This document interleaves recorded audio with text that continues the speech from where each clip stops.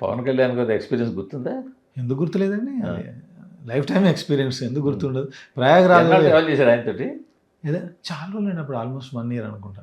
అంటే ట్రావెల్ చేశారు, bound script ready చేశారు. అవును. నాకు ఎప్పటికీ జ్ఞాపకం, మీ బౌండ్ స్క్రిప్ట్ నేను చేత్తో పట్టుకుని 2-3 పేజీలు చూసాను. అవునవును. అది ఏదైనా సరే ఆ స్క్రిప్ట్ అలా ఇచ్చారు కదా. అవునవును. ఆ స్క్రిప్టే తీశారు కదా వాళ్ళు. అది లేదు కదా.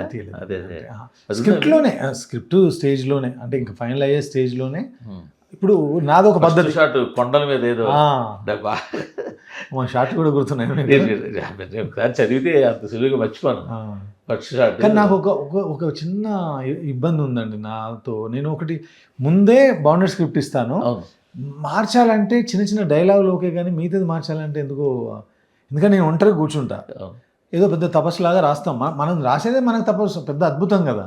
అది టక్కన అక్కడికి వెళ్ళినప్పుడు మార్చాలంటే ఎందుకో అంత ఇష్టపడను. అది సమ్ టైమ్స్ కొందరికి నచ్చదు.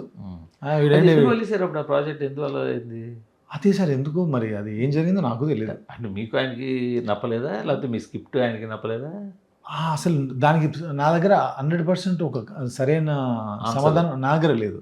కాకపోతే ప్రొడ్యూసర్ శరత్ మరార్ గారు అప్పుడు కూడా ఏంటంటే చాలా హెల్దీగా, చాలా హెల్దీగా ఈ సినిమా కాకపోతే ఇంకో సినిమా కలిసి చేద్దాం అనే ఉద్దేశంతోనే, అంటే నేను 100% చాలా హ్యాపీగానే బయటకు వచ్చాను. ఎందుకంటే ఇప్పుడు ఒక కథ రాసుకున్నప్పుడు ఆయన ఎంత సాటిస్ఫైడ్గా ఉన్నారో నేను అంతే సాటిస్ఫైడ్గా ఉండాలి. ఇప్పుడు నా మీద బరువు పెట్టారనుకోండి, నేను వెళ్ళి డిజాస్టర్ చేస్తే తర్వాత నాకు ఏముంది. కానీ ఎందుకు మీరు యాక్చువల్గా మెగా హీరోతో స్టార్ట్ చేశారు, బ్లాక్ బస్టర్ ఇచ్చారు. అవును. తర్వాత పవన్ కళ్యాణ్ గారితో ట్రై చేశారు, ఎందుకు లాస్ట్ ఒకటి మెటీరియల్ అవ్వలేదు. మరి చిరంజీవి గారితో కానీ ఎందుకు అవ్వలేదు, ఎందుకు ఎప్పుడు ట్రై చేయలేదా? రీసెంట్గా ఒకటి జరిగిందండి, అది ముందుకు వెళ్ళొచ్చు. ఇది యాక్చువల్గా రీసెంట్గా అంటే 3 ఏళ్ల క్రితం. 3 ఏళ్ళు కాదు, ఇయర్ అనుకోండి. ఇయర్ మళ్ళీ నాకు తెలిసి 3 ఏళ్ల క్రితం ఏదో ట్రై అది జరిగింది. అది కాదు, ఇది నెక్స్ట్ ఏదో జరుగుతుంది. అది ముందుకు వెళ్ళొచ్చు. కానీ మరి ఆయన కూడా ఫుల్ బిజీ అయిపోయినారు. అదే అందుకే అంటున్నాను సార్. ఇప్పుడు నేను ఒకటి చెప్తాను మీకు సార్, మన దగ్గర ఏ కథ ఉంది, అది ఎవరికి సూట్ అవుతుంది అంతే. నేను చరణ్ గారితో రచ్చ లాంటి బిగ్గెస్ట్ బ్లాక్ బస్టర్ చేశాను. నేను ఈ రోజు వరకు మళ్ళీ చరణ్ గారికి వెళ్ళి కథ చెప్పలేదండి.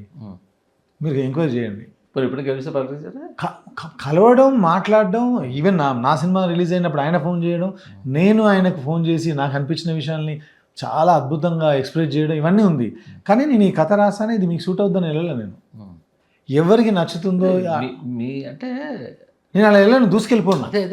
కథ వినండి కావచ్చు, లేకపోతే మీ పద్ధతులు కావచ్చు, దానివల్ల మీరు కొంచెం అంటే పద్ధతులు అనేది రిస్ట్రిక్ట్ చేసుకొని లేదు కాదు, మనదైతే మనకు వస్తుందిలే అంతే, ఆ టైపు లేదు. మన దగ్గర సరైన కథ లేదేమో, ఇప్పుడు ఆయన సరిపడా లేదేమో. ఇప్పుడు కథ ఎలా ఉంటారంటే, ఇప్పుడు మనం వెళ్ళి కలిసి, ఇప్పుడు నేను ఈ కైండ్ ఆఫ్ జాన్రా చేయాలనుకుంటున్నాను, లేదంటే ఈ కమిట్మెంట్లు ఉన్నాయి, అలా మన కంఫర్టబుల్గా ఉన్న ఎవరైనా కూడా, ఇప్పుడు ఏ డేట్ అయినా ఎవరైనా సరే బాలకృష్ణ గారిని కలవాలి, చిరంజీవి గారిని కలవాలి, లేకపోతే నాగార్జున గారు కలవాలి, వీళ్ళకి ఏం చెప్పి సీనియర్ని ఒప్పించుకోవాలి, చేసుకోవాలి అని ట్రై చేస్తారు కదా.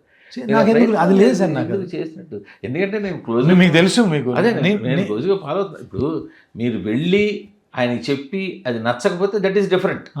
నేను అసలు వెళ్ళడానికి మీరు ముందు అసలు ఎక్కువ ప్రిఫర్ చేయరు, ఎందుకని నాకు అర్థం కాదు. నాకు తెలియదు, వెళ్ళాలనుకుంటాను కానీ మళ్ళీ రవితేజ సినిమా చేశారు, మళ్ళీ ఎందుకు మళ్ళీ దగ్గరికి వెళ్ళలేదు? కానీ ఒకసారి మధ్యలో కలిసామండి. కాకపోతే నేను ఒక సినిమా చేసుకుని వస్తానన్నాను, ఈలోపు ఆయన బిజీ.